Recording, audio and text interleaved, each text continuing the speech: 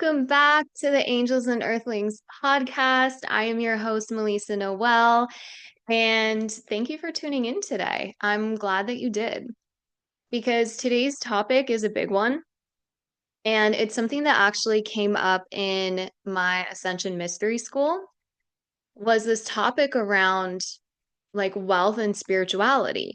And one of my clients asked such a powerful question, and it was around the idea of like wanting more money, but also having this opposing, contradicting belief that maybe the higher self looks down on us for wanting money. Maybe the higher self looks down on money and the desire for money because like we're greedy. And I think this is such a powerful question, and this is such a distortion that it literally deserves its entire own podcast episode. So let's dive in, okay? And let's talk about one of the most distorted beliefs in the spiritual space, that if you desire wealth, you're somehow less spiritual, that money is material, the soul is immaterial. So wanting both must mean that you're somehow conflicted or not in alignment. Okay. Soul is perfect. Soul is infinite. Soul is unconditional. But wanting money makes you greedy and human and low vibrational. What if I told you that your desire for wealth is not a deviation from your path, but it actually is your path?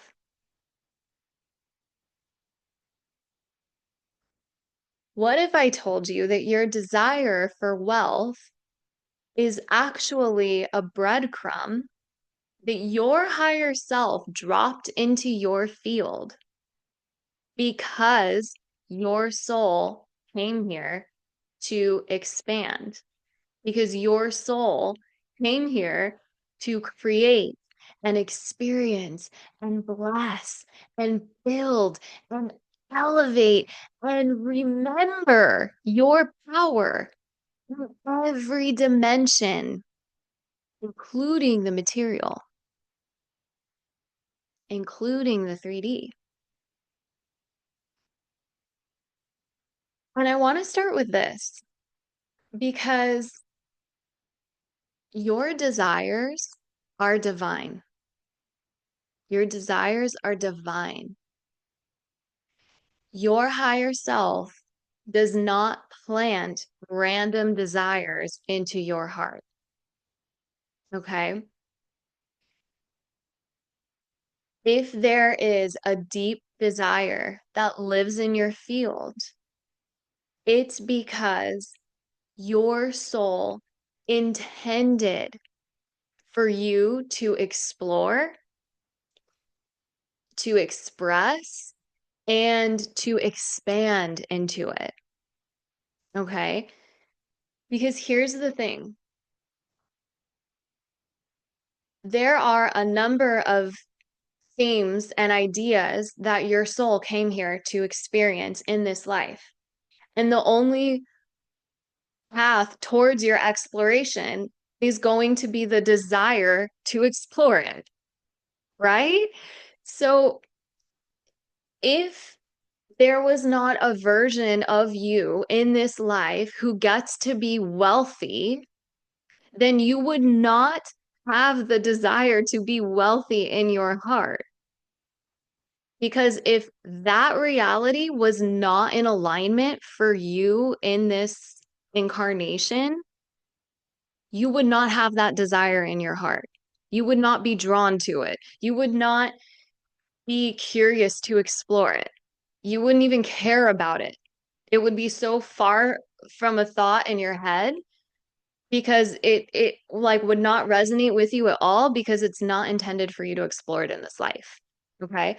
So, therefore, if you have a desire for something, it is because you are destined to explore it in this life. And also, that there is a reality in this incarnation, there is a version of you that is actualized in that desire and experiencing that desire in its fullness. Okay? The universe doesn't tease you. Desire is data. Desire gets to be your data, it gets to be direction. So the moment that you feel the pull towards money, towards more freedom, towards more luxury, more beauty, more experiences, more expression, know this, my love, that's not greed. That is divine guidance. Okay? Your soul is inherently expansive. Your soul has lived hundreds, if not thousands, of incarnations in hundreds, if not thousands, of other planets and time periods and civilizations and dimensions as an infinite number of beings and non beings. Okay. Your soul is the frequency of abundance itself. Therefore, you in this meat suit is the frequency of abundance made form. You're already abundant. Your soul is inherently expansive. And it came here to Earth School to evolve, to express, to amplify its truth across this realm. And it came here specifically because this 3D matrix is programmed with limitation. So, what is the best way to overcome limitation? Is to move through it, to experience it and overcome it. That's the whole game here. It's the whole game. And money itself is just energy. It's just another form of energy made form. It's actually a frequency amplifier because money reflects and responds to your inner frequency and your level of inner expansion.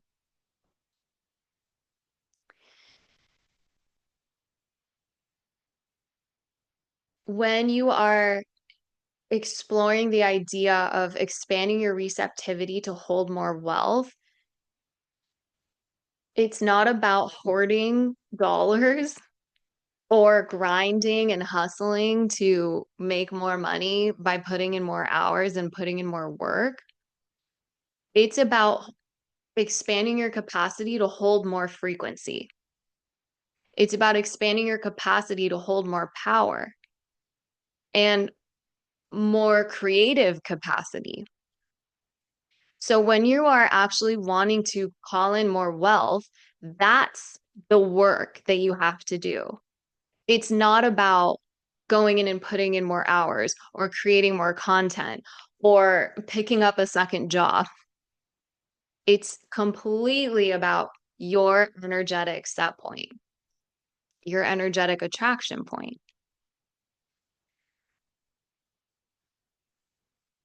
And guess what allows you, my angels? Guess what allows you to live more fully? Guess what allows you to build whatever it is you came here to build more consciously? Guess what allows you to bless others more generously?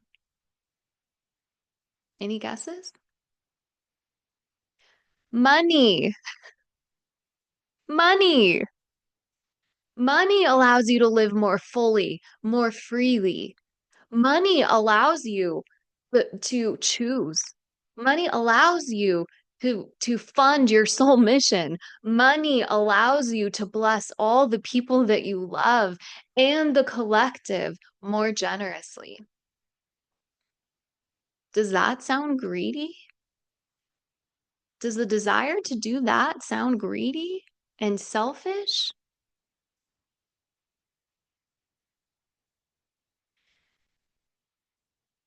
The thing is, there's this myth of like money, wanting money isn't spiritual. That is like matrix programming, okay? That is like matrix consciousness, matrix conditioning.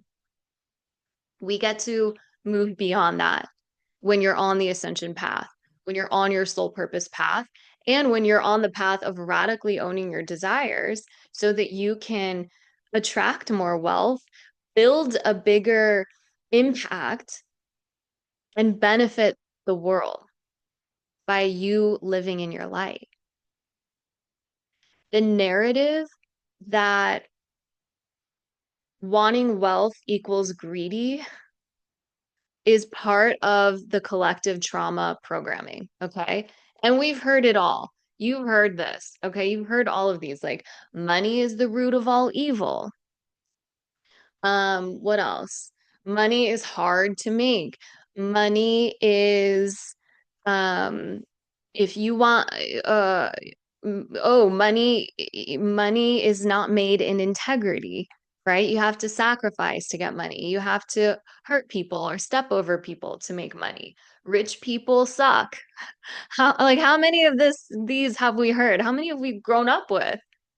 How many of these were told to you as a child? This is intentional matrix programming. And it's not coming from a nefarious place from your parents because they were programmed too. This is the system and this is like the matrix. And it was intentionally seeded this way to keep light beings, you, me, we're all light beings.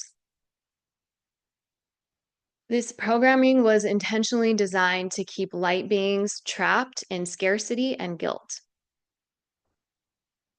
Why? Because impoverished, struggling spiritual leaders are easier to control than wealthy sovereign ones. Let that land for a second. Doesn't that resonate? Doesn't that feel resonant?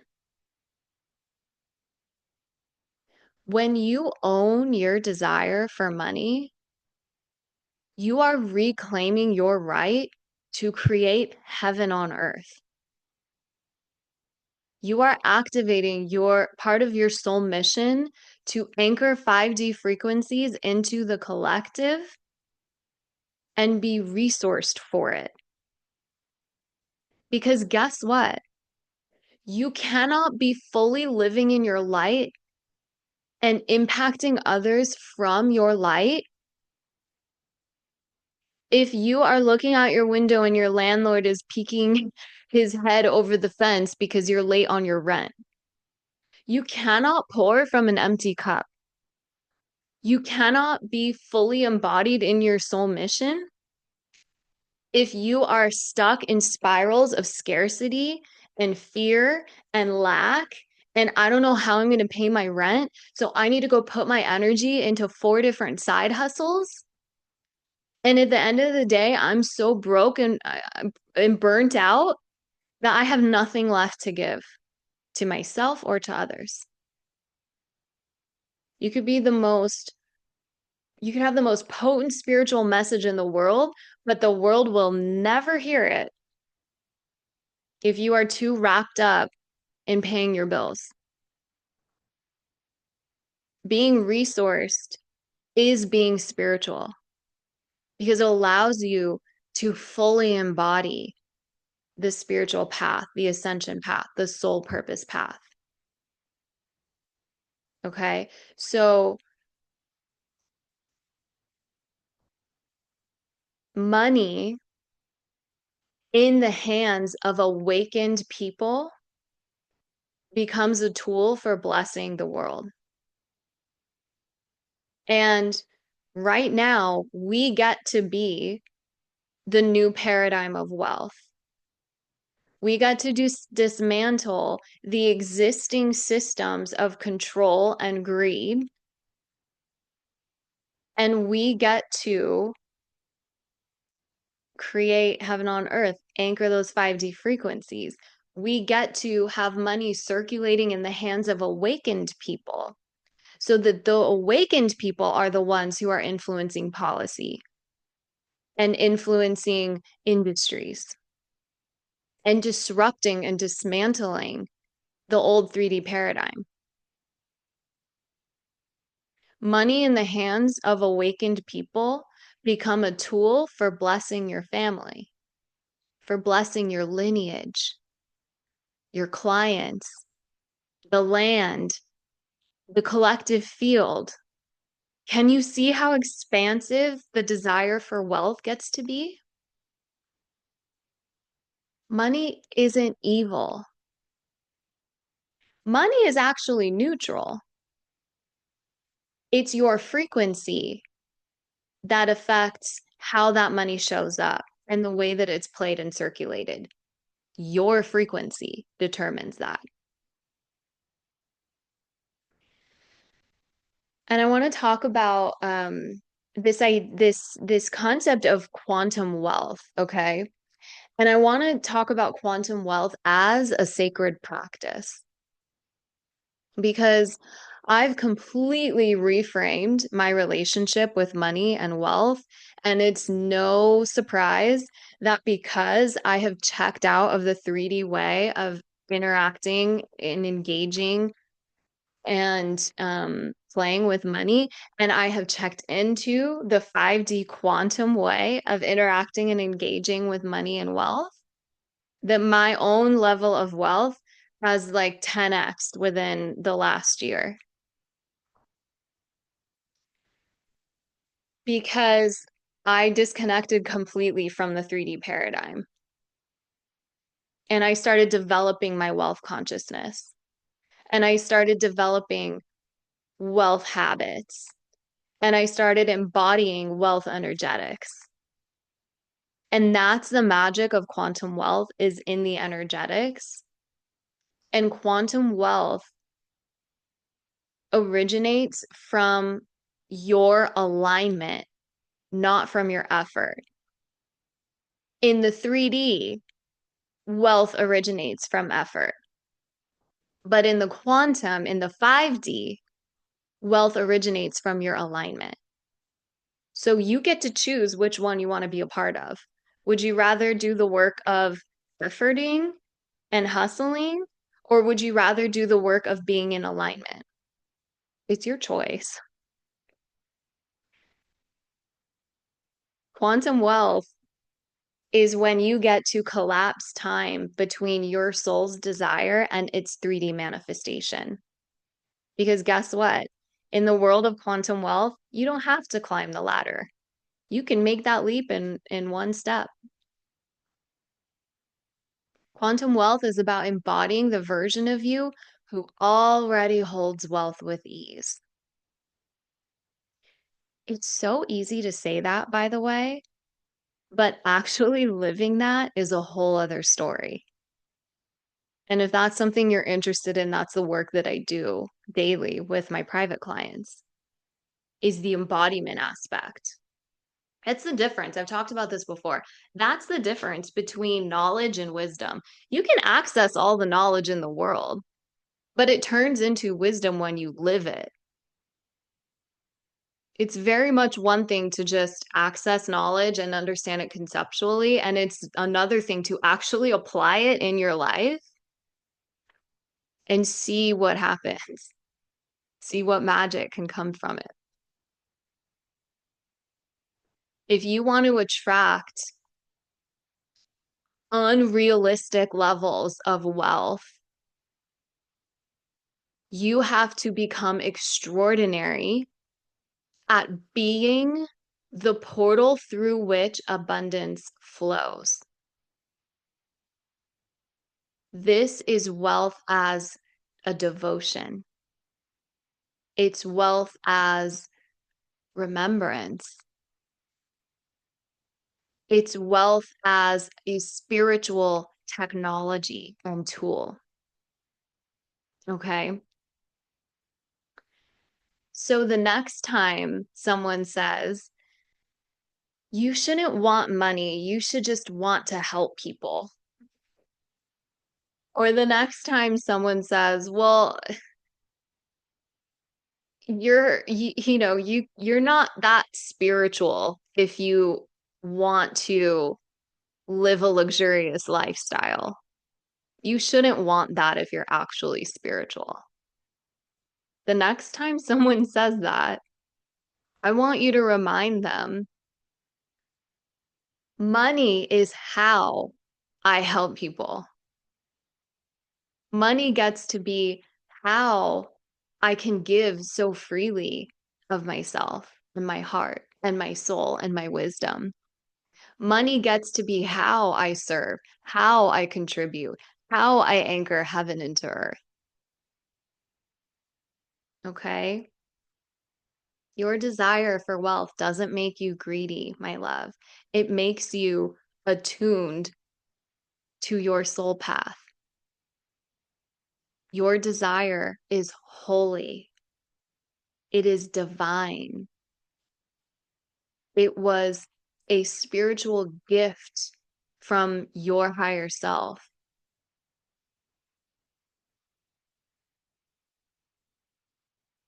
So the path is quantum, and the wealth, it was always yours to remember and embody. If this episode sparked something in you, send me a DM and let me know what blew your mind. And I hope you found value here. I hope this, helped you kind of reframe some of that matrix programming. And that's what I'm here for, honey. I am sending you so much love. Have a beautiful rest of your day. Thank you for spending some time with me today. And I can't wait to meet you again in the next episode of Angels and Earthlings.